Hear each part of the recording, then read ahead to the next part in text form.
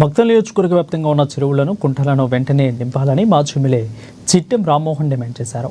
నారాయణపేట జిల్లా మక్తల పట్టణంలోని మాజీ ఎమ్మెల్యే నివాసంలో మీడియా సమావేశంలో మాట్లాడారు. ఇక వర్షాకాలం వరి నాట్లు వేసే సమయం కాబట్టి చెరువులు నింపితే రైతులకు ఉపయోగపడుతుందని అన్నారు. అలాగే రైతులకు ఎలాంటి ఇబ్బంది లేకుండా ఎరువులను అందుబాటులోకి తీసుకురావాలని అన్నారు. ముఖ్యంగా యూరియా కొరత లేకుండా చూడాలని అన్నారు. ఇక రైతులను అన్ని విధాలుగా ఆదుకోవాలని వారు డిమాండ్ చేశారు.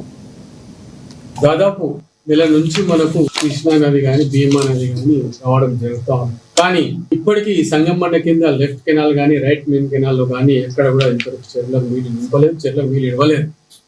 అది ప్రభుత్వం లోపమా, అధికారుల లోపమా, లేకపోతే ఏమన్నా మన కాంగ్రెస్ నాయకులు ఏమన్నా ఇవ్వద్దు అని చెప్పి చెప్పడం ఏమన్నా జరిగిందా కొంచెం మాకు. ఎందుకంటే నాకు నిన్నటి నుంచి నేను సాయంత్రం నుంచి నేను ఎక్కడికైతే మక్తలకు వచ్చింది అప్పటి నుంచి నాకు దాదాపు లేదన్నా కూడా 20 ఫోన్లు వచ్చింది.